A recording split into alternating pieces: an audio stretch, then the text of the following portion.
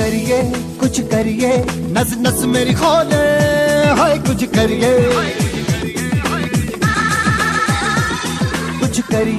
कुछ करिए बस बस बड़ा बोले अब कुछ करिए ओ कोई तो चल जिद फड़िए तू बेतरिए या मरिए हाय कोई तो चल जिद फड़िए तू बेतरिए या मरिए शक दे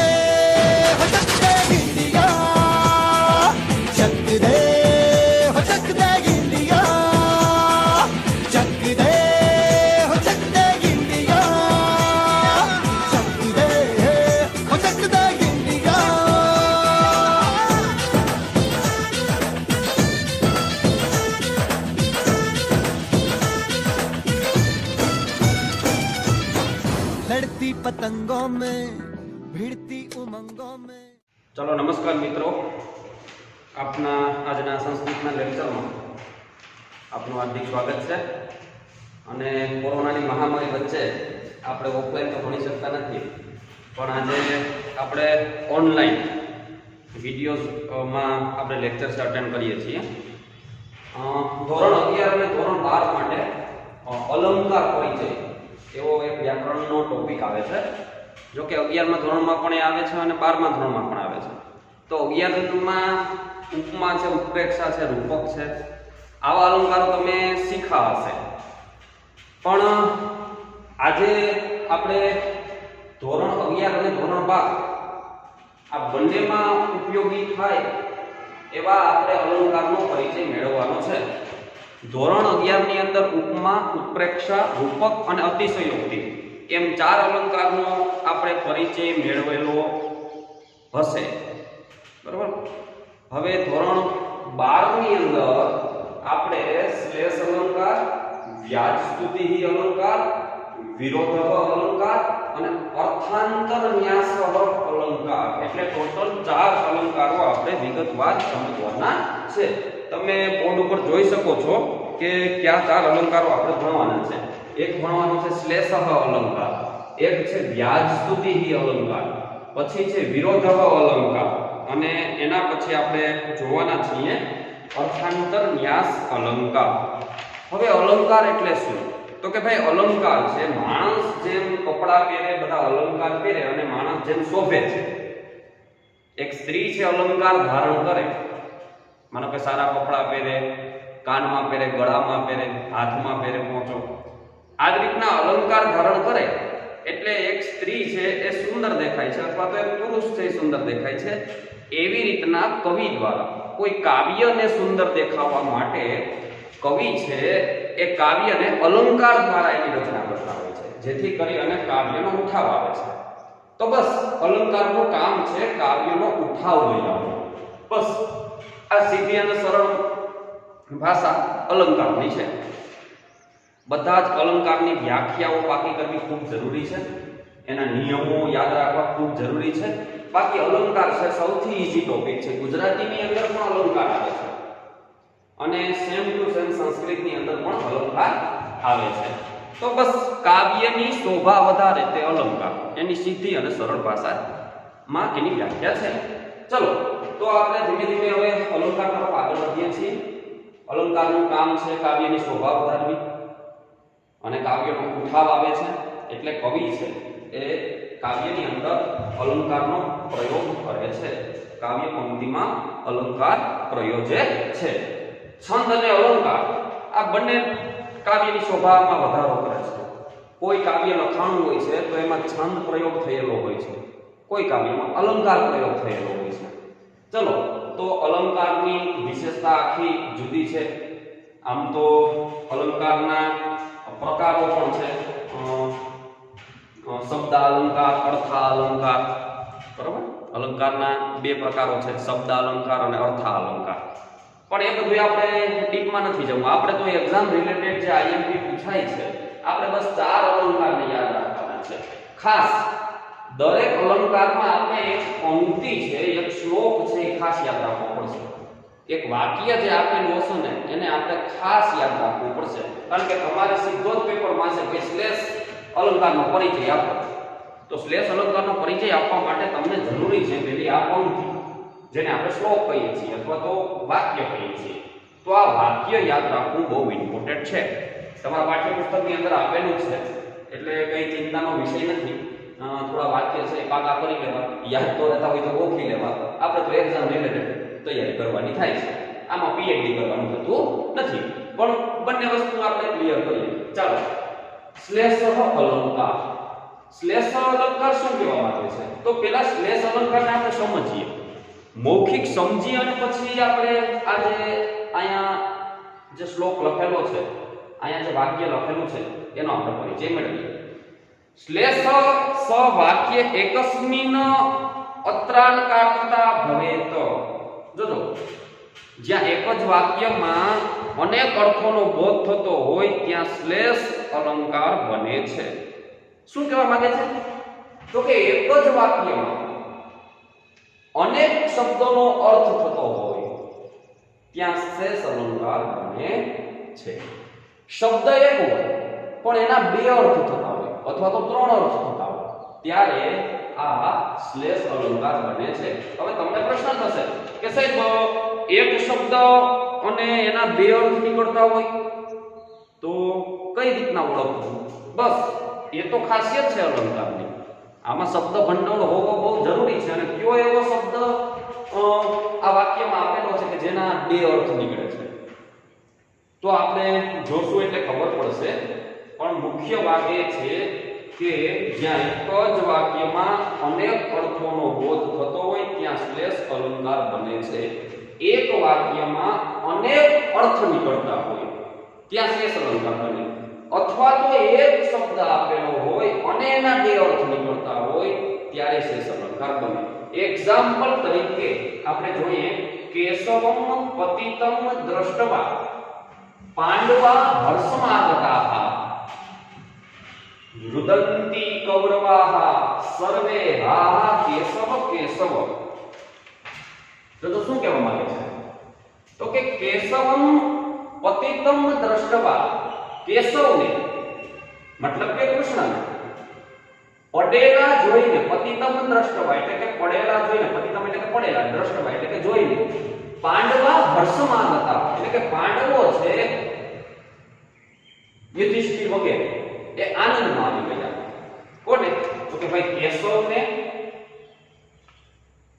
પડેલા જોઈને પાંડવો છે એ હર્ષમ આગતા એટલે કે યુધિષ્ઠિર વગેરે પાંડવો છે આનંદમાં આવી ગયા. રુદંતી કૌરવા સર્વે, અને બધા જ કૌરવો દુર્યોધન વગેરે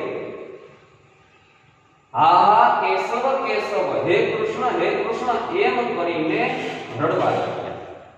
હવે તમને આ વાક્ય પરથી તમને હમણાં અંદાજો આવશે. શું કે છે? તો કે કેશવમ પતિતમ દ્રષ્ટવા પાંડવા હર્ષમાગતા. કેશવને એટલે કે કૃષ્ણને પડેલા જોઈને પાંડવો યુધિષ્ઠિર વગેરે આનંદમાં આવી ગયા. અને બધા જ કૌરવો છે એ તો રુદંતી એટલે કે એ તો હે કૃષ્ણ એમ કરીને રડવા લાગ્યા. હવે પાંડવો છે એ ખુશ થઈ ગયા અને કૌરવો છે હે કૃષ્ણ એમ કરીને રડવા લાગ્યા. તો હવે આનો અર્થ શું સમજવું? તો ત્રણ શબ્દ આ શ્લોકની અંદર આવતા ત્રણ શબ્દ, એક તો છે કેશવ, બીજો શબ્દ છે પાંડવા અથવા તો પાંડવા, અને ત્રીજો શબ્દ છે કૌરવા. એ ત્રણ પદોના બે અર્થ નીકળે છે. ક્યાં? તો કે કેશવ, પાંડવા અને કૌરવા. આ ત્રણ પદોના બે અર્થ નીકળે છે. તમારે આવી રીતના એક શ્લોકની જે પંક્તિ છે લખી નાખવાની. આની આ તમે લખી નાખો તો પણ ચાલે. હું જે ભણાવું છું એ તમે પેપરમાં શ્લેષ અલંકાર પૂછાય ને આવી રીતના તમે લખી નાખો તો પણ ચાલે. એટલે આ શ્લોકમાં કેશવ, પાંડવા અને કૌરવા એ ત્રણ પદોનો બે અર્થ નીકળે છે. તેમાંથી એક અર્થ તો આપણે આ શ્લોકમાં જોઈ શકાય છે. હવે બીજા અર્થ પ્રમાણે જોતા આ શ્લોકમાં પ્રાપ્ત થાય છે તે આ પ્રમાણે છે. એક અર્થ તો આપણે આ શ્લોકમાં જોઈ લીધો, પણ આ ત્રણ શબ્દના તો બે અર્થ નીકળે છે. તો બીજા અર્થમાં જો આ શ્લોકને જોઈએ તો આ પ્રમાણેનો અર્થ થાય છે. હવે કેશવ અહીંયા સવમ શબ્દ છે કેશવમ. હવે તો કેશવમ એટલે કૃષ્ણ થાય, પણ આ કેશવમ એક સવમ શબ્દ આપેલો છે. એ સવમ શબ્દ આપણે જોશું તો એનો જુદો અર્થ થશે.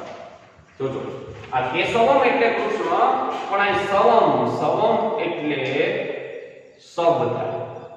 સબ એટલે જે માણસ મરી ગયો હોય એ સબ, ડેડ બોડી જેને કહીએ, બરાબર. તો કેશવ અને સવમ એટલે કે સબ અને કેશવમ એટલે કે કૃષ્ણ. પછી છે પાંડવ. તો હવે શું કહેવામાં કે સબને અહીંયા કેશવની જગ્યાએ આપણે સબ લઈએ તો કે સબને પાણીમાં પડેલા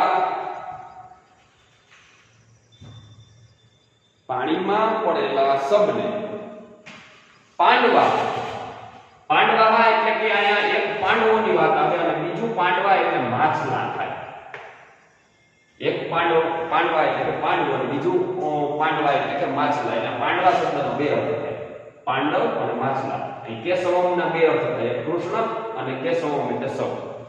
તો પાણીમાં પડેલા સબને જોઈને બધા પાંડવા એટલે કે બધા જ માછલા આનંદમાં આવી ગયા. સમજાય છે ને? બીજો અર્થ શું નીકળે છે તો કે આ બીજો અર્થ, પાણીમાં પડેલા સબને જોઈને પાંડવા એટલે કે માછલા આનંદમાં આવી ગયા. જો અહીંયા તો કેસ એટલે કે કૃષ્ણને પડેલા જોઈને પાંડવો આનંદમાં આવી ગયા. અહીંયા પાણીમાં પડેલા સબને જોઈને માછલા આનંદમાં આવી ગયા. તો બીજો અર્થ પણ આ છે. પછી અને કૌરવ, સર્વે કૌરવ. અહીં કૌરવા એટલે કૌરવ અને બીજો કૌરવા એનો અર્થ થાય છે કાગડા. શું થાય? કાગડા. અને બધા જ કાગડા. અહીંયા કેમ છે બધા જ કૌરવો? તો કૌરવ એટલે કૌરવ અને બીજો અર્થ થાય છે કાગડા. તો બધા જ કાગડા છે એ શું કહે છે તો કે ભાઈ બધા જ કાગડા અરે રે સબ પાણીમાં ગયું. બધા જ કાગડા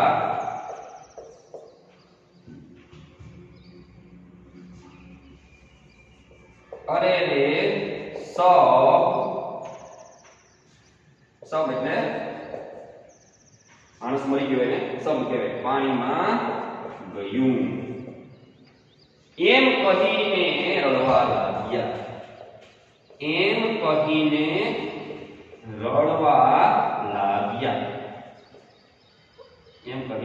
રડવા લાગ્યા. તો તમે અર્થ જોઈ શકો છો.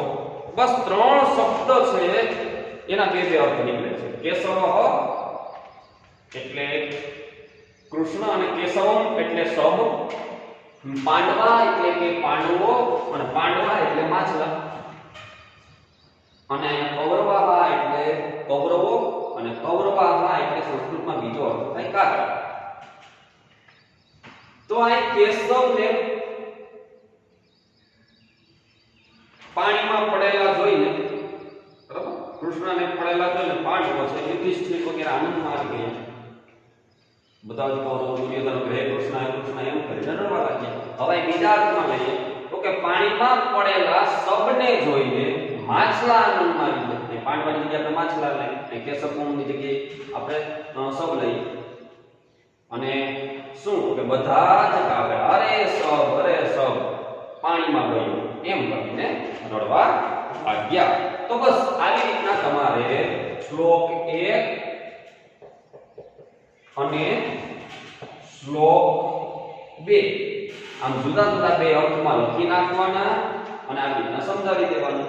અહીં અને વિસ્તૃત લખવાનું કે અહીં કેશવમ કૃષ્ણને કે સવમ પાણીમાં પડેલા સબને, પાંડવો અને બીજા અર્થમાં માછલા, કૌરવો અને બીજો અર્થ જેનો કૌ કૌ અવાજ કરે છે તે કાગડા. આમ એક જ શબ્દના બે અર્થ છે. આ બે પ્રકારના અર્થોને કારણે ચમત્કૃતિ સર્જાય છે. આમ અહીં એક જ શબ્દના અનેક અર્થોનો બોધ થતો હોવાથી શ્લેષ અલંકાર છે એમ કહેવાય. પછી વિગતવાર સમજાવી દેવાનું કે અહીં કેશવ કૃષ્ણને અને સવમ એટલે પાણીના પડેલા શબને, પાંડવો એટલે કે પાંડવ અને બીજા અર્થમાં માછલા, કૌરવો એટલે કૌરવો અને બીજા અર્થમાં કાકા કરતા કાગડા. આમ એક જ શબ્દના બે બે અર્થ છે. આ બે પ્રકારના અર્થોને કારણે આમાં ચમત્કૃતિ સર્જાય છે. આમ અહીં એક જ શબ્દના અનેક અર્થોનો બોધ થતો હોવાથી આ શ્લેષ અલંકાર બને છે. તમે બેઠે બેઠો આ એક શ્લેષ અલંકારનું ઉદાહરણ તમે બેઠે બેઠું પેપરમાં લખી શકો અને આવી રીતના સમજાવી પણ શકો. તો આઈએમપી છે, પેપરમાં વારંવાર પૂછાય એવા અલંકાર છે, એટલે હજી એક બે વખત વિડીયોને જોઈ લેજો અને વ્યવસ્થિત રીતના આ અલંકારનો પરિચય પણ લઈ લેજો. જે આપણે સમજાવવાના છે એની નીચે પછી અંડરલાઈન કરી દેવાની અને આવી રીતના વિસ્તૃત સમજાવી દેવાની. બરોબર, આના અર્થ યાદ રાખવાના. તો અહીંયા આવી રીતના આપણે શ્લેષ અલંકારનો પરિચય લીધો. શ્લેષ અલંકારની સીધી જ વાત છે કે ભાઈ એક વાક્યના બે અર્થ નીકળતા હોય અથવા તો કોઈ વાક્યમાં આપેલા જે શબ્દો છે એ શબ્દોના બે બે અર્થ નીકળતા હોય. આપણે જોયું કે ભાઈ એક પાંડવા એટલે શું થાય, તો કે ભાઈ એક પાંડવા એટલે પાંડવો થાય અને બીજું પાંડવા એટલે કે માછલા થાય. તો આમ એક વાક્યના બે બે અર્થ નીકળતા હોય અથવા તો વાક્યમાં આપેલા જે શબ્દો છે એના બે બે અર્થ નીકળતા હોય ત્યારે શ્લેષ અલંકાર બને છે. ચલો આપણે હવે નેક્સ્ટ અલંકાર તરફ આગળ વધીએ છીએ, જે છે વ્યાજ સ્તુતિ અલંકાર. તો હવે આપણે વ્યાજ સ્તુતિ અલંકારનો પરિચય મેળવીશું.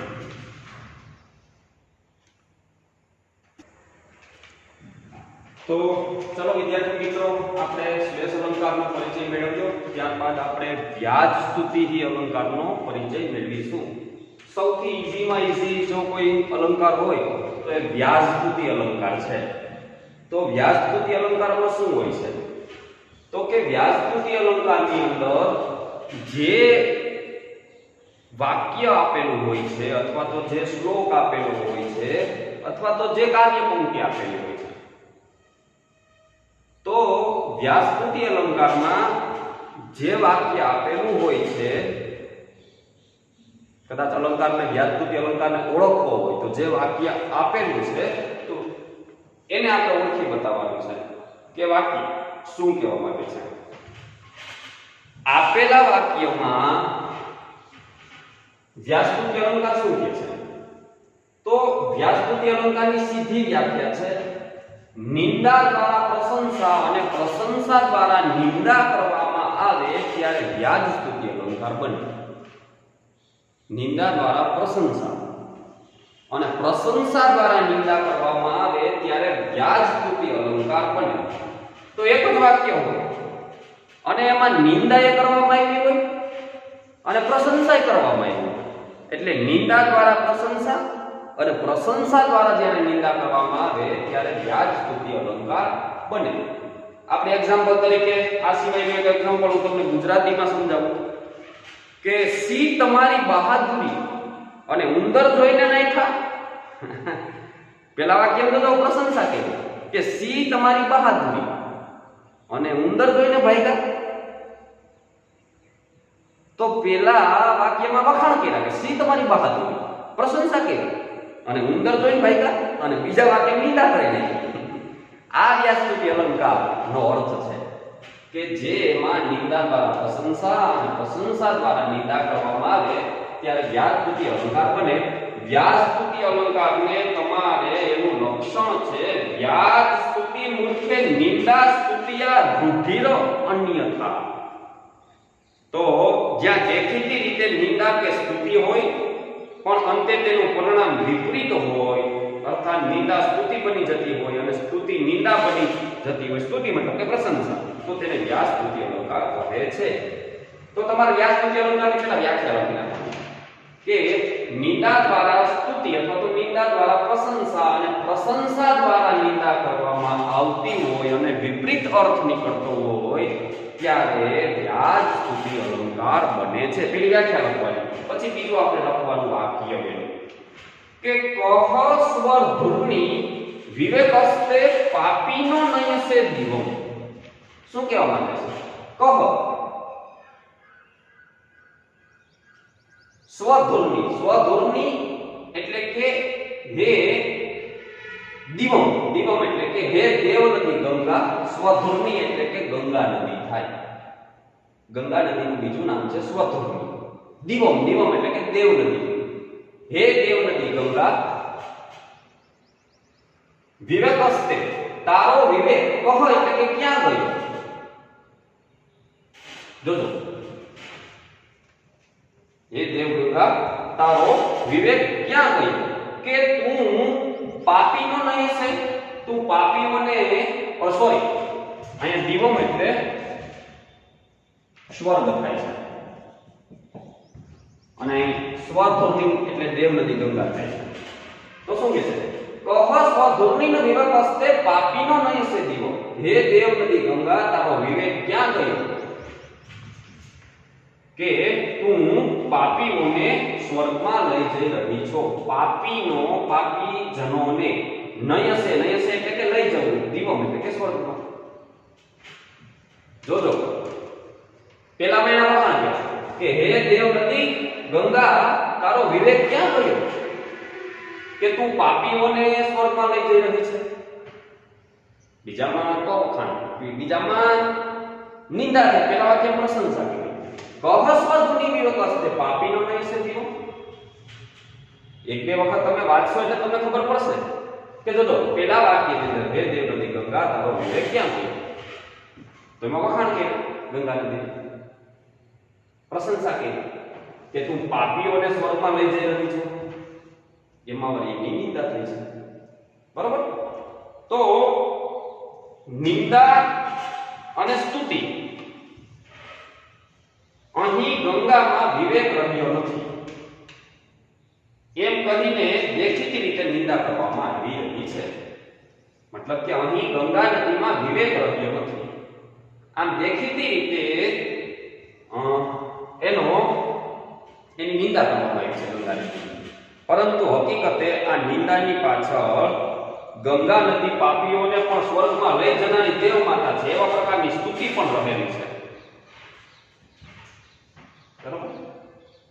આથી અહીં વ્યાસ સ્તુતિ અલંકાર બને છે એમ કહેવાય। એટલા વાક્યની અંદર નિંદા અને સ્તુતિ અથવા તો નિંદા અને પ્રશંસા બને છે, માટે તે વ્યાસ સ્તુતિ અલંકાર બને છે। આપણે સીધે સીધું આ વાક્ય લખી નાખવાનું અને સમજાવી દેવાનું, હે દેવ નદી ગંગા તારો વિવેક ક્યાં ગયો કે તું પાપીઓને સ્વર્ગમાં લઈ જઈ રહી છે, અને પછી સમજાવી દેવાનું કहीं ગંગામાં વિવેક રહ્યો નથી એમ કહીને દેખીતી નિંદા કરવામાં આવી રહી છે।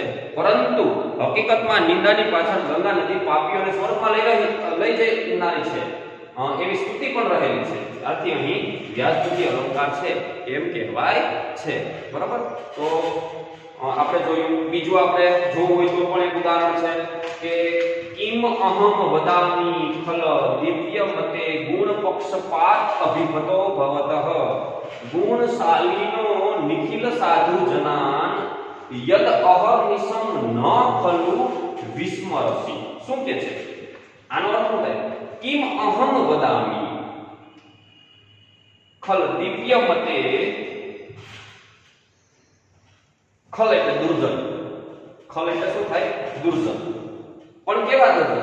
તો કે હે દિવ્ય બુદ્ધિ વાળા દુર્જન।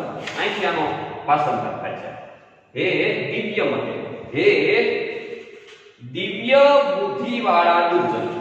જોજો કેવા દુર્જન કીધા? દિવ્ય બુદ્ધિ વાળા દુર્જન। કિમ અહમ વદામી ગુણ પક્ષપાત અભિભતો ભવત, ભવત એટલે કે તારા ગુણ પ્રત્યેના પક્ષપાતની તો ખરેખર શી વાત કરું। શું કે છે કે હે દિવ્ય બુદ્ધિવાળા દુર્જન,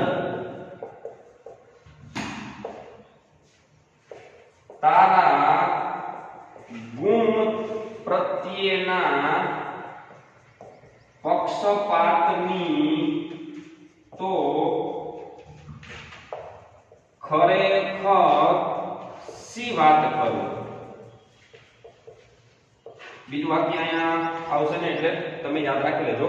શું કે છે કે હે દિવ્ય બુદ્ધિ વાળા દુર્જન, તારા ગુણ પ્રત્યેના પક્ષપાતની તો ખરેખર સી વાત કરું। બીજું ગુણશાલીનો નિખિલ સાધુ જનાન યદ અહર્નિશમ ન ખલુ વિસ્મરસી, મતલબ કે તું ગુણશાળી એટલે કે તું ગુણવાન એવા બધા જ નિખિલ સાધુ જનાન, નિખિલ એટલે બધા, તું ગુણવાન એવા બધા સજ્જનોને, સાધુ જનાના એટલે કે સજ્જનોને રાત દિવસ સાચે જ ભૂલતો નથી. તો હવે શું કહેવા માંગે છે કે દિવ્ય બુદ્ધિવાળા દુર્જન, તારા ગુણ પ્રત્યેના પક્ષપાતની તો ખરેખર સી વાત કરું. તું ગુણવાન એવા બધા જ સજ્જન પુરુષોને રાત દિવસ તું ભૂલતો નથી. અહર્નિશમ એટલે કે રાત દિવસ, ન ખલુ વિસ્મરસી એટલે કે ખરેખર ભૂલતો નથી. ન ખલુ વિસ્મરસી એટલે કે ખરેખર ભૂલતો નથી. કોને? તો કે ભાઈ જે બધા જ જે સજ્જનો છે તેને અહર્નિશમ એટલે કે રાત દિવસ તું ભૂલતો નથી. તો આમાં શું કહેવા માંગે છે કે અહીં દુર્જન છે સજ્જનોને રાત દિવસ ભૂલતો નથી, એ એક પ્રકારની દુર્જનોની સ્તુતિ લાગે છે, એની પ્રશંસા છે. પરંતુ હકીકતમાં દુર્જનો સજ્જનોને સતત પરેશાન કરતા હોય છે, એવા પ્રકારની નિંદાનો પણ ભાવ છે. આથી અહીં વ્યાસસ્તુતિ અલંકાર કહેવાય છે. અહીં દુર્જન છે સજ્જનોને રાત દિવસ ભૂલતો નથી, બરોબર. તો દુર્જનની એક પ્રશંસા પણ કરવામાં આવી છે, બરોબર. તો દુર્જન છે એ ખરેખર સજ્જનોને રાત દિવસ ભૂલતો નથી એટલે કે એની પ્રશંસા પણ કરવામાં આવી છે. અને દુર્જનો સજ્જનોને સતત પરેશાન પણ કરતા હોય છે, એવા પ્રકારની નિંદાનો પણ ભાવ છે. આથી અહીં વ્યાસસ્તુતિ અલંકાર બને છે. એટલે તમે બે પણ ઉદાહરણ લખી શકો અને એક પણ લખી શકો. તમે આ સમજાવી શકો અને ઉદાહરણ તરીકે આ સમજાવી શકો. મેં બે ઉદાહરણ તમે આપ્યા, પેપરમાં તમે કોઈ પણ એક ઉદાહરણ સમજાવી શકો. આ ઉદાહરણ ઈઝી પડે છે કે કમ કહ સ્વધુની વિવેકસ્તે પાપીનો નૈષ્ઠ્યમ, હે દેવનદી ગંગા, તારો વિવેક ક્યાં ગયો કે તું પાપીઓને સ્વર્ગમાં લઈ જઈ રહી છે. તો એને સમજાવી દીધું વ્યવસ્થિત રીતના તમે. તો વ્યાસસ્તુતિ અલંકાર નિંદા દ્વારા સ્તુતિ અને સ્તુતિ દ્વારા નિંદા, પ્રશંસા લખો તો પણ ચાલે અને સ્તુતિ લખો તો પણ ચાલે, ત્યારે વ્યાસસ્તુતિ અલંકાર બને છે. એકમાં વખાણ થતા હોય અને બીજામાં હા ઉતારી પાડવાની વાત આવતી હોય ત્યારે વ્યાસસ્તુતિ અલંકાર બને છે. તો ચાલો હવે આપણે નેક્સ્ટ અલંકાર તરફ આગળ વધીએ, જે વિરોધ અલંકાર આપણે અભ્યાસ કરવાના છીએ. ચલો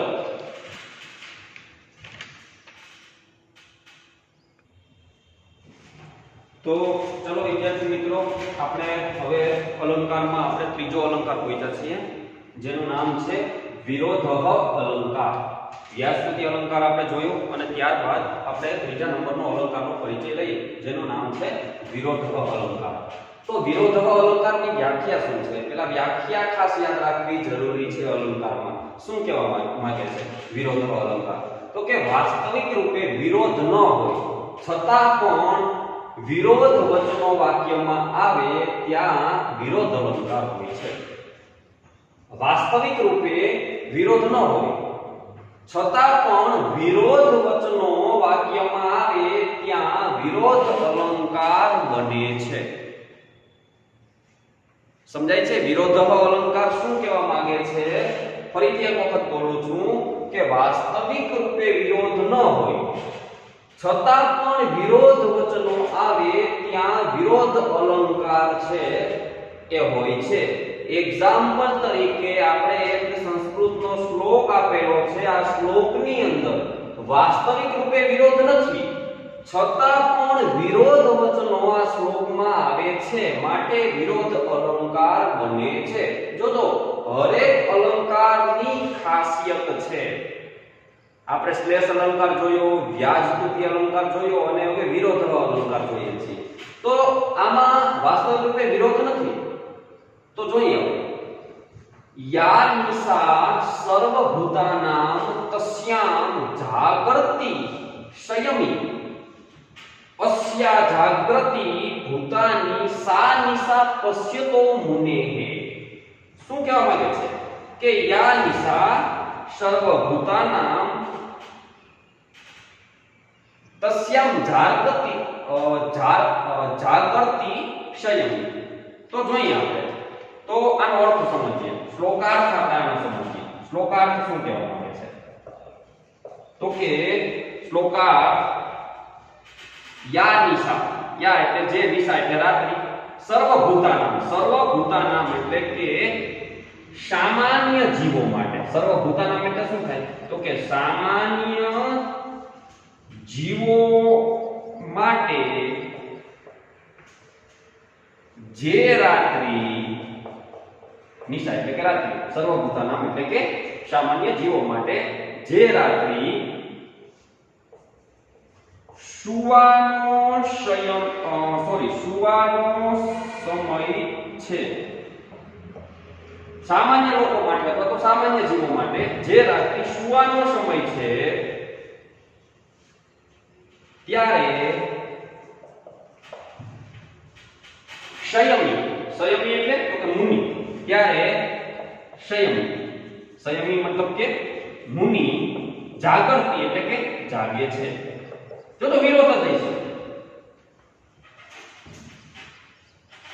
મતલબ કે વાક્યમાં વિરોધ વાસ્તવિક રીતે વિરોધ નથી એ તો જે જેનું કામ કરે છે એમ જ કરે છે સામાન્ય જીવો માટે જે રાત્રિ સુવાનો સમય છે તો જે સંયમી જે મુનિઓ છે એ રાતે જાગે છે એ એની પરંપરા છે પણ હકીકતમાં આપણને વિરોધ દેખાય આપણને એમ થાય કે સામાન્ય જીવો રાત્રે સૂઈ જાય છે તો પછી આ મુનિ શું કરવા જાગે છે સંયમી એટલે કે મુનિઓ શું કરવા જાગે છે આપણને વિરોધ દેખાય પણ વાસ્તવિક રૂપે વિરોધ નથી એટલે કે યાની શાસ્ત્ર ભૂતાનામ તસ્યામ જાગૃતિ સંયમી સામાન્ય જીવો માટે જે રાત્રિ સુવાનો સમય છે ત્યારે સંયમી એટલે કે જે મુનિ ઋષિ મુનિઓ છે જાગે છે અને યસ્યા જાગૃતિ ભૂતાની અને જ્યારે અને આગળ શું યસ્યા એટલે કે જ્યારે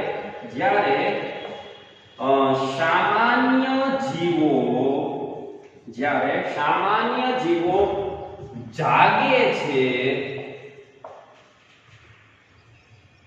ત્યારે તે જાગતા જે મુનિ છે તો એ જાગતા મુનિ માટે અથવા તો જાગતા એ સંયમી માટે રાત્રિ સુવાનો સમય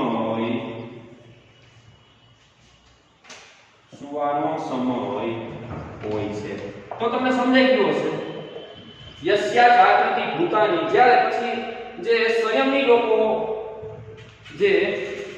જ્યારે સામાન્ય જીવો જાગતા હોય છે ત્યારે પછી સંયમી લોકો છે એનો સુવાનો સમય હોય છે મતલબ કે વિરોધ છે સામાન્ય જીવો માટે જે રાત્રિ સુવાનો સમય છે ત્યારે સંયમી મુનિ જાગે છે અને જ્યારે સામાન્ય જીવો છે એ જાગે છે ત્યારે આ જાગતા મુનિ માટે રાત્રિનો સુવાનો સમય હોય છે તો વિરોધાભાસ છે સામાન્ય જીવો જ્યારે સૂવે છે ત્યારે આ મુનિઓ જાગે છે અને જ્યારે મુનિઓ સૂતા હોય છે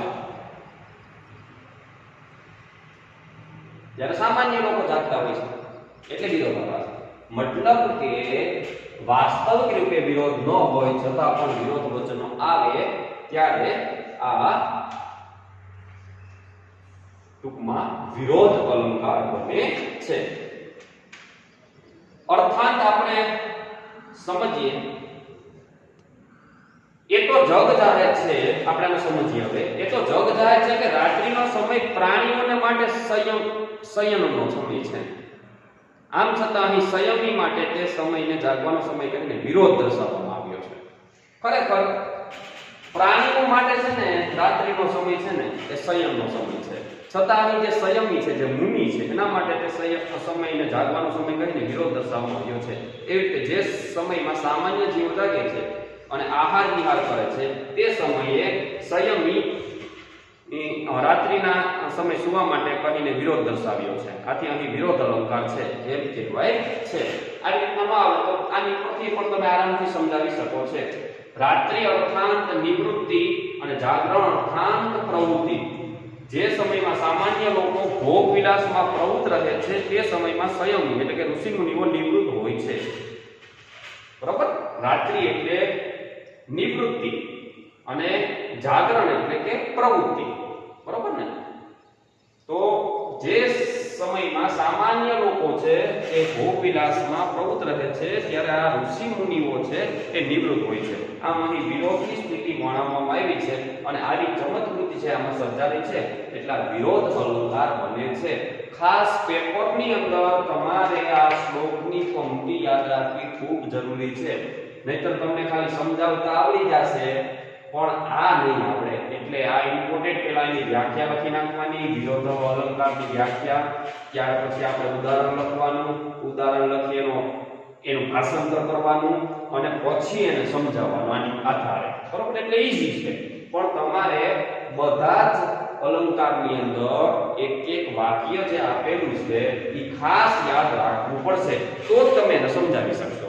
અને શું એ વ્યાખ્યા એવી છે એ ખાસ આપણે યાદ રાખીશું તો આપણને અલંકાર પેપરમાં સરળતાથી આવડી જશે. ચલો, તો વિરોધ અલંકાર આપણે જોઈ લીધો. તમે ફરીથી એક બે વખત વાંચી લેજો, સમજી લેજો, એટલે આરામથી તમને પૂરા માર્ક્સ આવી જશે. ચલો, હવે આપણે ચોથો અલંકાર જોઈએ, જેનું નામ છે અર્થાંતર ન્યાસ અલંકાર. તો ચાલો એનો આપણે પરિચય લેશું, અર્થાંતર ન્યાસ અલંકારનો.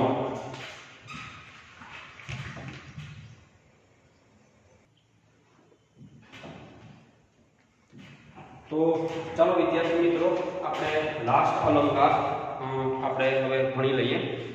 લાસ્ટ અલંકાર છે છેલ્લો અલંકાર અર્થાંતર ન્યાસ અલંકાર. અર્થાંતર ન્યાસ અલંકારની પહેલા આપણે વ્યાખ્યા જોઈશું. શું કહેવા માંગે છે એનું લક્ષણ? લક્ષણ મતલબ એની વ્યાખ્યા. આપણે આગળ વિરોધ અલંકાર જોયો, હવે આપણે જોઈએ અર્થાંતર ન્યાસ અલંકાર. આ અર્થાંતર ન્યાસ અલંકાર શું કહેવા માંગે છે, તો એનું લક્ષણ શું છે, એની વ્યાખ્યા શું છે? જ્યાં સામાન્ય અથવા વિશેષ હકીકતનું તેનાથી અન્ય વડે એટલે કે સામાન્યનું વિશેષ વડે અથવા વિશેષનું સામાન્ય વડે સમર્થન કરવામાં આવે ત્યારે અર્થાંતર ન્યાસ અલંકાર બને છે. તમારે લખવાનું કે જ્યાં સામાન્ય અથવા વિશેષ હકીકતનું, જ્યાં સામાન્ય અથવા વિશેષ હકીકતનું તેનાથી અન્ય વડે એટલે કે સામાન્યનું વિશેષ વડે અને વિશેષનું સામાન્ય વડે સમર્થન કરવામાં આવે ત્યારે આ અર્થાંતર ન્યાસ અલંકાર બને છે. ફરીથી એક વખત, જ્યાં સામાન્ય અથવા વિશેષ હકીકતનું તેનાથી અન્ય વડે એટલે કે સામાન્યનું વિશેષ વડે અથવા તો વિશેષનું સામાન્ય વડે સાધર્મયથી કે પછી વેધર્મથી સમર્થન કરવામાં આવે ત્યાં અર્થાંતર ન્યાસ અલંકાર બને છે. અહીંયા મેં સાધર્મયથી કે વેધર્મયથી લખ્યું નથી, જેથી કરીને તમને આ શબ્દ યાદ ન રહે તો કદાચ ભૂલાઈ જાય તો વ્યાખ્યા ખોટે ચડી જાય. એટલા માટે બસ એટલું યાદ રાખવાનું, જ્યાં સામાન્ય અથવા વિશેષ હકીકતનું તેનાથી અન્ય વડે એટલે કે સામાન્યનું વિશેષ વડે અથવા તો વિશેષનું સામાન્ય વડે સમર્થન કરવામાં આવે ત્યારે અર્થાંતર ન્યાસ અલંકાર બને છે. તો બસ એટલું યાદ રહી જાય તો હાલે કે સામાન્યનું વિશેષ વડે અથવા વિશેષનું સામાન્ય વડે સમર્થન કરવામાં આવે જ્યાં સામાન્ય અથવા વિશેષ હકીકતનું સામાન્યનું વિશેષ વડે અથવા વિશેષનું સામાન્ય વડે સમર્થન કરવામાં આવે ત્યાં અર્થાંતર ન્યાસ અલંકાર બને. 3-4 વખત હું વ્યાખ્યા બોલ્યો જેથી કરીને તમને સરળતાથી યાદ રહી જાય. ઉદાહરણ તરીકે હવે કઈ રીતના ભાઈ સામાન્યનું વિશેષ વડે અને વિશેષનું સામાન્ય વડે સમર્થન કરવામાં આવે, તો કે એક ઉદાહરણ છે. તો હવે ઉદાહરણ લખવાનું કે યહ સ્વભાવો હિ યસ્યાંસ્તિ સનિત્યમ દૂરતિક્રમઃ સ્વા યદિ ક્રિયતે રાજા તત્કિમ નાસ્ય ઉત્પત્તિપાન અહમ.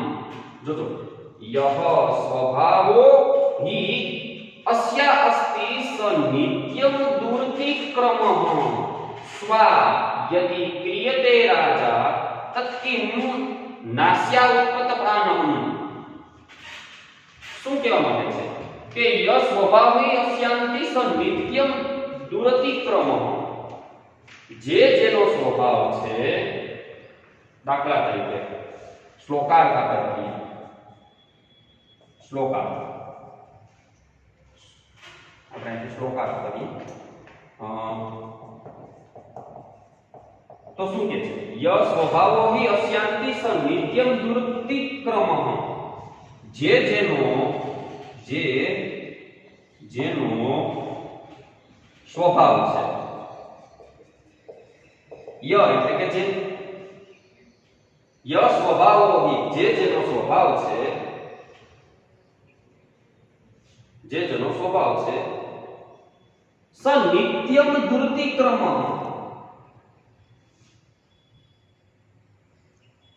ય અસ્ય ય હિ અથ આવા જે શબ્દ આવતા ને યહ હિ યત જે જેનો સ્વભાવ છે તે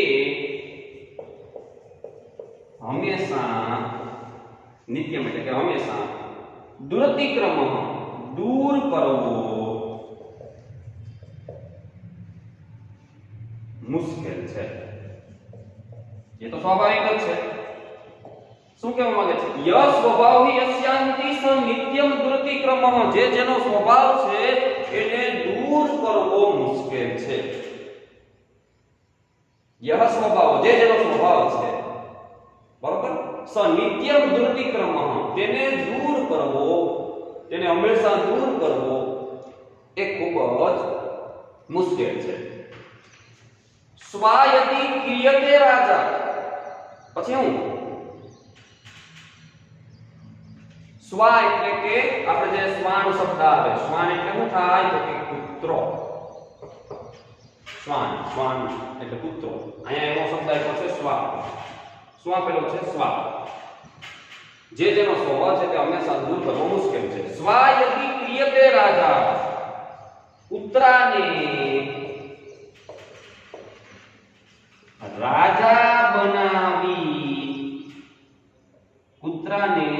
રાજા બનાવી દેવામાં આવે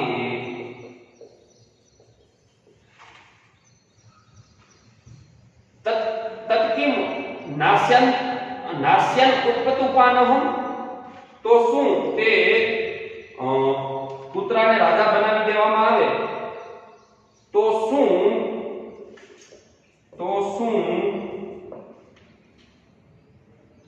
તે જોડો ચંપલ કહે ને જોડો છે ઈ ચાવતો નથી. પ્રશ્ન જે જેનો સ્વભાવ છે તેને હંમેશા દૂર કરવો મુશ્કેલ છે. સ્વાયતિ ક્રિયતે રાજા કૂતરાને રાજા બનાવી દેવામાં આવે તો શું તે જોડો ચાવતો નથી? જોડો તો ખબર પડે ને. કૂતરાને કદાચ રાજા બનાવી દેવામાં આવે તો શું તે જોડો ચાવતો નથી? ઓલી કહેવત છે ને કે ભૂંડડા હોય ભૂંડ જેને આપણે કહીએ છીએ ભૂંડડાને તમે 32 જાતના ભોજન ખવડાવો છતાં એનો સ્વભાવ એવો છે કે ઈ 32 જાતના ભોજન ખવડાવો ને પછી ગારા મોઢું ન મારે ને ત્યાં સુધી એને 32 જાતના ભોજન મીઠા ન લાગે. ઈ 32 જાતના ભોજન એને ખાધા હોય ને તો ઈ ગારામાં મોઢું મારે ને કીચડ ગારો હોય ને એમાં મોઢું મારે ને પછી જ શાંતિ થાય. ઈ ભૂંડડાનો સ્વભાવ છે. એમ જે જેનો સ્વભાવ છે ને તે હંમેશા દૂર કરવો મુશ્કેલ છે. કૂતરાને રાજા બનાવી દેવામાં આવે તો શું તે જોડો ચાલતો નથી? તો અર્થાંતર ન્યાસ અલંકારમાં શું કહેવામાં આવે છે કે જ્યાં સામાન્ય અથવા વિશેષ હકીકતનો તેનાથી અન્ય વડે એટલે કે સામાન્યનો વિશેષ વડે અથવા તો વિશેષનું સામાન્ય વડે સમર્થન કરવામાં આવે છે. અહીંયા સામાન્યનું વિશેષ વડે અથવા તો વિશેષનું સામાન્ય વડે સમર્થન કરવામાં આવે છે. કૂતરો સામાન્ય છે પણ રાજા છે એ વિશેષ છે. કૂતરાને રાજા બનાવી દીધો છે બરોબર ને. કૂતરાને શું બનાવી દીધો? રાજા. તો સામાન્યનું વિશેષ વડે અને વિશેષનું સામાન્ય વડે સમર્થન કરવામાં આવ્યું. કૂતરાને રાજા બનાવ્યો બરોબર ને. તો જોઈએ તો તમે સમજી ગયા હશો અહીં જેનો જે સ્વભાવ છે તે દૂર કરવો મુશ્કેલ છે. આને સમજાવવાનું કે અહીં જેનો જે સ્વભાવ છે તેને દૂર કરવો મુશ્કેલ છે. એવી સામાન્ય વાત કહીને બધાને લાગુ પડી શકે એવી સામાન્ય વાત કહીને કૂતરાની રાજા બન્યા પછી પણ જોડો ચાવવાની વાતથી સમર્થન કરવામાં આવ્યું છે બરોબર. અહીં જેનો જે સ્વભાવ છે તે દૂર કરવો મુશ્કેલ છે એવી સામાન્ય વાત કહીને એક તો પેલા સામાન્ય વાત રજૂ કરવામાં આવી છે બરોબર. કૂતરાની રાજા બન્યા પછી પણ જોડો ચાવવાની વાતથી સમર્થન કરવામાં આવ્યું છે. આથી અહીં અર્થાંતર ન્યાસ અલંકાર છે. કૂતરાની રાજા બન્યા પછી પણ જોડો ચાવવાની વિશેષ વાતથી એનું સમર્થન કરવામાં આવ્યું. જો વિશેષ વાતનું સમર્થન કરવામાં આવ્યું. રાજા બની દીધો પણ જોડો ચાવવાનું ભૂલવાનું નથી. વિશેષ વાતનું સમર્થન કે બરોબર. તો આ અલંકારની શરત એવા સમર્થનનો સંકેત આપનારા પદો આ પ્રમાણે છે. હિ છે, યહ છે, યત છે, પણ એ હોય જ એ જરૂરી નથી. યહ, હિ, યત આ બધા શબ્દો હોય છે વિશેષ. જોઈએ તો આ અલંકાર દ્વારા જીવનના અનેક છુપા રહસ્યોનું સરળતાથી ઉદ્ઘાટન થઈ શકે છે. અર્થાંતરન્યાસ અલંકારથી શું થાય તો કે આ અલંકારથી જીવનના જે છુપા રહસ્યો છે એનું સરળતાથી ઉદ્ઘાટન થઈ જાય છે.